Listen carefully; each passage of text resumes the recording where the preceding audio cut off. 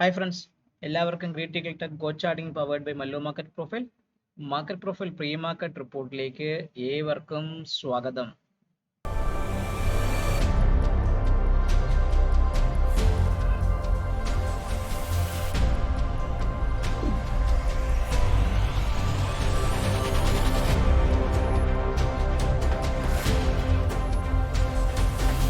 കഴിഞ്ഞ ആഴ്ചത്തെ വീഡിയോയിൽ ഞാൻ വ്യക്തമായിട്ട് പറഞ്ഞായിരുന്നു നിഫ്റ്റി 25,500 വരുന്നു എന്ന് പറഞ്ഞൊരു ക്യാപ്ഷനോട് കൂടിയാണ് ഞാൻ കൊടുത്തത്.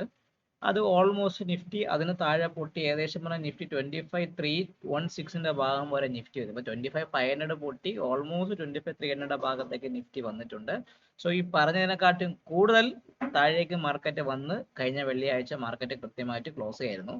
നിങ്ങൾ നോക്കുമ്പോൾ അറിയാൻ പറ്റും, നിഫ്റ്റി കൃത്യമായിട്ട് പറയുകയാണെങ്കിൽ നിഫ്റ്റിയുടെ ഒരു ഡെയിലി മാർക്കറ്റ് നമ്മൾ നോക്കുന്ന സമയത്ത് നോക്കിയാൽ ഒരു പക്ക ഒരു ട്രെൻഡ് ഡൗൺ ആണ്. അതായത് മൺഡേ തൊട്ട് തുടങ്ങി താഴേക്ക് ഒരു ട്രെൻഡ് ഡൗൺ ആയ വീക്കാണ് നിഫ്റ്റിക്ക് വന്നിരിക്കുന്നത്. കൃത്യമായിട്ട് പറയുകയാണെങ്കിൽ ട്രെൻഡ് ഡൗൺ ആയിട്ട് വന്ന് പി ഒ സി വന്നേക്കുന്നത് ഏകദേശം പറഞ്ഞാൽ 25,551 ഭാഗത്താണ് വന്നേക്കുന്നത്. ഓൾമോസ്റ്റ് ആ പി ഒ സിയുടെ ഭാഗത്തൊക്കെ തന്നെയാണ് നിഫ്റ്റി കൃത്യമായിട്ട് ക്ലോസ് ചെയ്തിരിക്കുന്നത്. ബാങ്ക് നിഫ്റ്റി നോക്കിയാലും ബാങ്ക് നിഫ്റ്റി അടുത്ത് നോക്കിക്കഴിഞ്ഞാൽ ബാങ്ക് നിഫ്റ്റി ഒരു ചെറിയൊരു നോർമൽ വേരിയേഷൻ ഡൗൺ ഡേ ആണ്. അവനും വന്ന് തിരിച്ച് കൃത്യമായിട്ട് വന്ന പി ഒ സി 57,886 ഭാഗത്താണ് ക്ലോസ് ചെയ്തിരിക്കുന്നത്. മിഡ് ക്യാപ്പ് നോക്കിയാലും മിഡ് ക്യാപ്പ് ഓൾമോസ്റ്റ് 13,529 ഭാഗത്ത് പി ഒ സി ഉണ്ട്. ക്ലോസിങ് ഓൾമോസ്റ്റ് കഴിഞ്ഞ മാസത്തെ പ്രൊഫൈലിനകത്ത് ചുരുക്കി പറഞ്ഞാൽ കഴിഞ്ഞ 2 ആഴ്ചയായിട്ട് മിഡ് ക്യാപ്പ് ഒരു റേഞ്ച് മെയിൻറ്റെയിൻ ചെയ്യുന്നുണ്ട്. ഈ ആഴ്ച നിങ്ങൾ നോക്കുമ്പോൾ മിഡ് ക്യാപ്പ് നോക്കുകയാണെങ്കിൽ മിഡ് ക്യാപ്പ് ഒരു മൺഡേ തുടങ്ങി താഴേക്ക് അടിച്ച് ഒരു നല്ല രീതിയിൽ ഓൾമോസ്റ്റ് 13,000 നല്ലൊരു 13,570 ഏകദേശം 13,200 വന്ന ഒരു ഡൗൺ വേർഡ് വീക്കും കൂടെ ആയിരുന്നു കൃത്യമായിട്ട് പറഞ്ഞാൽ മാർക്കറ്റിൽ കടന്നുപോയത്. അപ്പം bank mid cap normal variation down day ആണ്. Bank Nifty normal variation down week ആയിരുന്നു.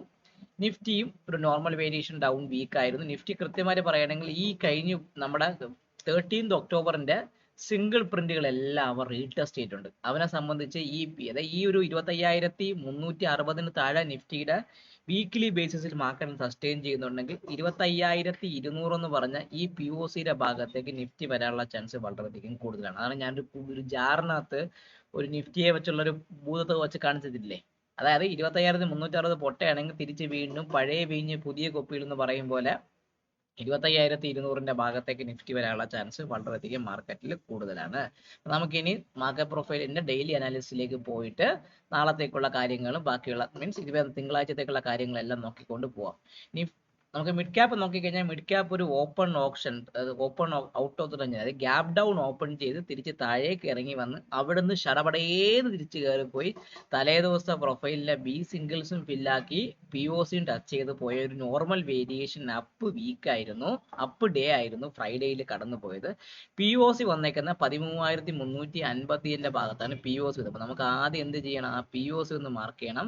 13,350 ഭാഗത്താണ് പി ഒ സി. ഞാൻ ആദ്യം ആ പി ഒ സി ഒന്ന് താഴേക്ക് കൊണ്ടുവരാം.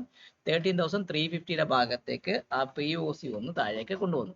ഇനി നമുക്ക് നോക്കേണ്ടത് മിഡ് ക്യാപ്പിനെ സംബന്ധിച്ച് പറയുകയാണെങ്കിൽ മിഡ് ക്യാപ്പിന്റെ ബുള്ളിഷ് റെഫറൻസ് എന്ന് പറയുമ്പോൾ ഇനി ഞാൻ നോക്കുന്നത് 13,495 മുകളിൽ മാത്രമേ ഞാൻ ഒരു ബൈ എടുക്കുന്നു. എത്രയാണ്? 13,495 മുകളിൽ സസ്റ്റെയിൻ ചെയ്യുന്നുണ്ടെങ്കിൽ ബൈ എടുക്കാം.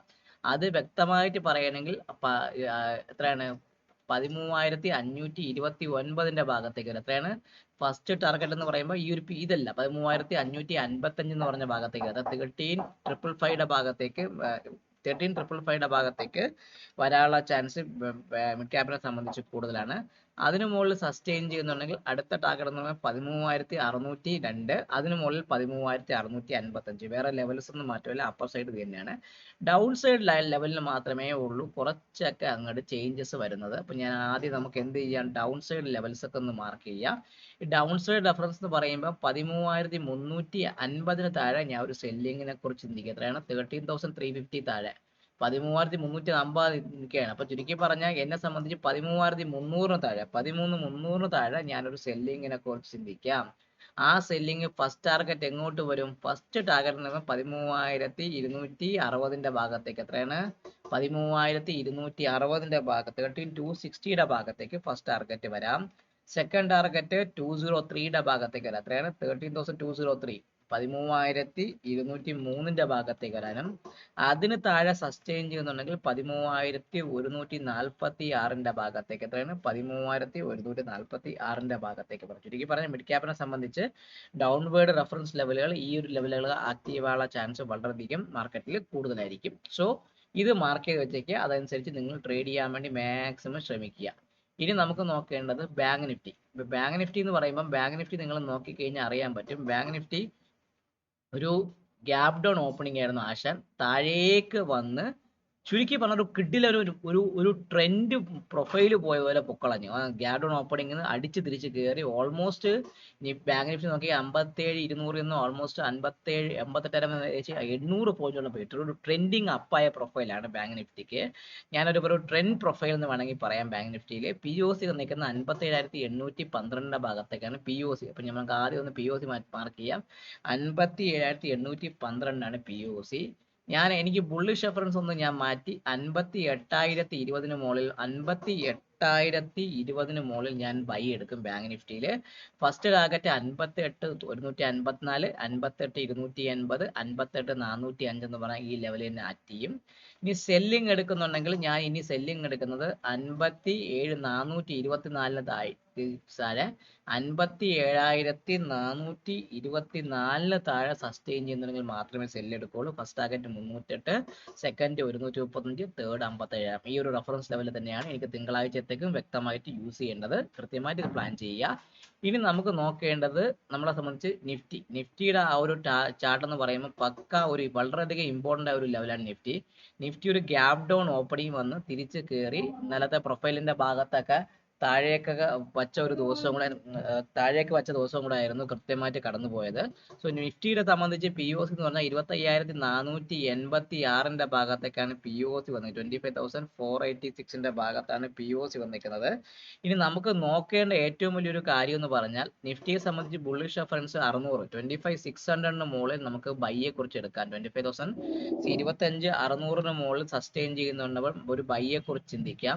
ആ ഫസ്റ്റ് ബൈ എന്ന് പറഞ്ഞാൽ 25,655 ഭാഗത്തേക്ക് വരാം. 25,655 ഭാഗത്തേക്ക് നിഫ്റ്റി വരാനുള്ള ചാൻസ് വളരെയധികം കൂടുതലാണ്.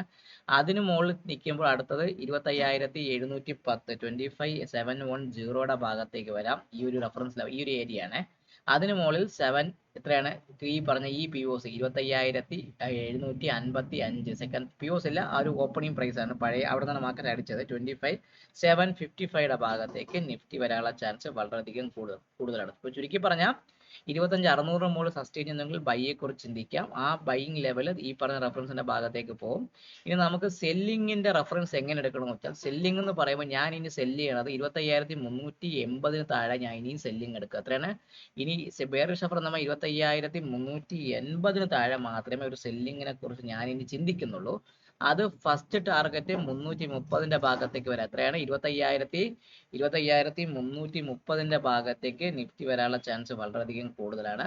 അതിന് താഴെ സസ്റ്റെയിൻ ചെയ്യുമ്പോൾ 25,280 ഭാഗത്ത് സെക്കൻഡ് ടാർഗറ്റ് നമ്മൾ 25,280, 25,280 ഭാഗത്തേക്കും അതിന് താഴെ സസ്റ്റെയിൻ ചെയ്യുമ്പോൾ 25,000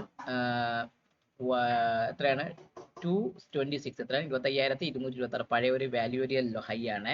25,227 സബ് ഭാഗത്തേക്ക് നിഫ്റ്റിയുടെ സ്പോട്ട് വരാനുള്ള ചാൻസ് വളരെയധികം കൂടുതലാണ്.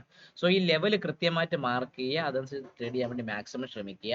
അപ്പം എൻ്റെ ടെലിഗ്രാം ചാനലിൽ നാളെ നമുക്കൊരു രാത്രി 8 മണിക്ക് ഒരു യൂട്യൂബിൽ ഉള്ളവർക്ക് വേണ്ടിയിട്ട് ഒരു psychology and trade and market profile using എങ്ങനെയാണെന്ന് പറഞ്ഞ ഒരു ചെറിയൊരു സെഷൻ നാളെ രാത്രി 8 മണിക്കുണ്ട്. സൂം വഴിയാണ് കണക്ട് ചെയ്യുന്നത്. സോ അതിൽ ജോയിൻ ചെയ്യണമെന്നുണ്ടെങ്കിൽ നിങ്ങൾ എൻ്റെ ടെലിഗ്രാം ലിങ്ക് ഞാൻ അതിൽ കൊടുത്തേക്കാം. അതിനകത്തൊരു ഗൂഗിൾ ഫോം ഉണ്ടാവും. ആ ഗൂഗിൾ ഫോം നിങ്ങൾ ഫില്ല് ചെയ്ത് കഴിഞ്ഞാൽ നാളെ വൈകിട്ടത്തേക്കുള്ള ആ ഒരു സൂം ലിങ്കിലെ കാര്യങ്ങളൊക്കെ അതിനകത്ത് കിട്ടുന്നതാണ്. സോ ചാനൽ ഫോളോ ചെയ്യുക, ലൈക്ക് ചെയ്യുക, കമൻറ്റ് ചെയ്യുക, സബ്സ്ക്രൈബ് ചെയ്യുക. നിങ്ങളുടെ ട്രേഡിംഗ് ഫ്രണ്ട്സിൻ്റെ വീഡിയോ അയച്ചു കിട്ടാൻ മറക്കാതിരിക്കുക. Bye bye and happy weekend to all of U.